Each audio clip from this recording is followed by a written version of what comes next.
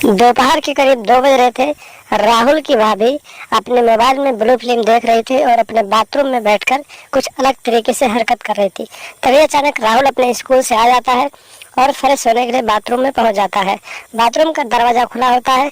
जब राहुल बाथरूम में घुसता है तो वहां का नजारा देखकर उसके पैरों तले जमीन खिसक जाती है और देखते ही देखते उसके अंदर भी जोश चढ़ जाता है और फिर वो बाथरूम में ही अपनी भाभी को घोड़ी बना देता है और फिर एक्शन भाषण वाला प्रोग्राम चलाने लगता है।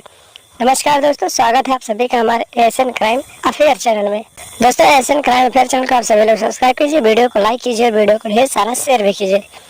दोस्तों, राहुल और रंजीत दोनों भाई बहुत ही अच्छे तरीके से पढ़ाई लिखाई कर रहे होते हैं और रंजीत बड़ा होता है, राहुल छोटा होता है। रंजीत की शादी हो जाती है और शादी के लगभग 3 महीने बाद रंजीत पैसे कमाने के लिए किसी दूसरे शहर चला जाता है। जब रंजीत अपने घर से चला जाता है तो उसकी नई नवेली जो पत्नी होती है वो घर में रहती है अपने देवर के साथ। उसके घर पे और कोई नहीं होता है। रंजीत के माता पिता की मौत हो जाती है। रंजीत की पत्नी और उसका एक देवर राहुल जो होता है दोनों घर में रहते हैं। राहुल अभी पढ़ाई लिखाई कर रहा था और रंजीत पैसे कमाने के लिए दूसरे शहर गया हुआ था।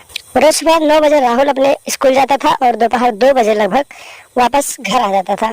इसी बीच दोस्तों, राहुल जब भी अपनी भाभी को हॉटनेस देखता था, उसको जब भी उसको छोटे छोटे कपड़ों में देखता था तो उसके तन बदन में आग लग जाती थी और वो उसके साथ रातें रंगीन करने के बारे में सोचता रहता था। एक दिन की बात है दोस्तों, दोपहर के करीब 2 बजे थे। राहुल अपने स्कूल से वापस आ रहा था तो उसने देखा कि उसके बाथरूम में उसकी भाभी अपने मोबाइल में ब्लू फिल्म देख रही थी और जोरदार तरीके से कुछ अलग अलग तरह की सिस्कारियां निकाल रही थी। और इतना ही नहीं, जब राहुल ने सोचा कि चलो मैं फ्रेश हो जाता हूँ तो फिर वो बाथरूम की तरफ गया तो वहाँ का नज़ारा देखकर उसके पैरों तले जमीन खिसक गई। उसने देखा कि उसकी भाभी बाथरूम में ब्लू फिल्म देख रही थी और फिर अपने हाथों से कुछ अलग तरीके से हरकत कर रही थी। और जब राहुल यहाँ पर पहुंचा तो फिर उसे भी जोश चढ़ गया और फिर उसने अपनी भाभी को बाथरूम में ही घोड़ी बना दिया और फिर उसके साथ एक्शन बासुटा प्रोग्राम चलाने लगा। कुछ देर तक राहुल की भाभी उसका विरोध करती रही, लेकिन धीरे धीरे वो भी उसका साथ देने लगी और फिर उठा उठा कर अपने देवर को अच्छे तरीके से मचा देने लगी। इसी तरीके से दोस्तों लगभग 1 से 1.5 घंटे तक राहुल ने अपने भाभी का गेम बजाया और फिर जब थक गया तो वहाँ से वापस चला आया और फिर रात का प्रोग्राम बनाया और रात को भी अपनी भाभी के कमरे में चला गया और फिर उसके साथ एक्शन बासुट करने लगा। इसी तरीके से देवर और भाभी का रिलेशनशिप चलने लगा। लगभग 2 महीने तक इन दोनों के बीच रिश्ते बनते रहे, शारीरिक संबंध बनता रहा। और एक दिन ऐसा आया दोस्तों कि राहुल की जो भाभी थी राहुल के बच्चे की मां बनने वाली थी, यानी वो प्रेग्नेंट हो चुकी थी। इस बात की जानकारी जब रंजीत को लगी तो रंजीत गुस्से से लाल हो गया और फिर वहां से अपने घर चला आया और फिर अपने भाई राहुल को डांटने लगा और फिर पूछने लगा कि आखिर ये सब कैसे हुआ।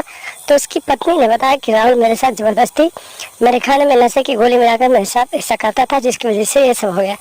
इतनी सारी बातें सुनने के बाद रंजीत जो अपने भाई के ऊपर गुस्सा करने लगा और फिर रंजीत अपने भाई राहुल को अपने रास्ते से हटाने के बारे में सोचने लगा। और एक दिन दोस्तों रात के करीब 12-1 बज रहे थे तो राहुल अपने कमरे में सो रहा था और रंजीत अपनी पत्नी के साथ मिलकर अपने भाई राहुल का गला दबा देता है और मौके पर ही उसे मौत के घाट उतार देता है और फिर आधी रात को ही अपनी पत्नी को लेकर उस शहर चला जाता है जिस शहर में रहकर वो पैसे कमा रहा था। जब सुबह होती है दोस्तों तो लोगों को जानकारी मिलती है और फिर पुलिस को भी सूचना मिलती है तो पुलिस मौके पर पहुंचती है और राहुल की लाश को कब्जे में लेती है और पोस्टमार्टम के लिए भेज देती है और फिर उसके भाई रंजीत की तलाश करने लगती है। लगभग 15 से 16 दिनों के बाद रंजीत की लोकेशन उसके उस शहर में पता चलती है जहाँ पर वो काम करता है। पुलिस वहाँ पर पहुँचती है और पुलिस रंजीत को हिरासत में लेती है और पूछताछ करने लगती है। रंजीत पहले बताता है कि मेरी पत्नी के साथ ये सब हुआ, इसकी वजह से मैं उसे मार डाला। उसके बाद जब पुलिस रंजीत की पत्नी से अच्छे से पूछताछ करती है, कड़ाई से पूछताछ करती है, तो रंजीत की पत्नी जो होती है सारी कहानी पुलिस को बताती है कि मैंने ही राहुल को फंसाया था और फिर राहुल को मैंने ही अपने पति के साथ मिलकर मार डाला। उसके बाद पुलिस इन दोनों को हिरासत में लेती है और हाथों में हथकड़ी डालती है और राहुल के हत्या के रूप में दोनों को जेल में डाल देती है। तो दोस्तों सावधान है, सतर्क है, अपने रिश्तों को मर्यादाओं को न तोड़े और अपने आप को सावधान रखें। ऐसी औरतों से दूरी बनाकर रखें जिनकी मानसिकता आपराधी मानसिकता है।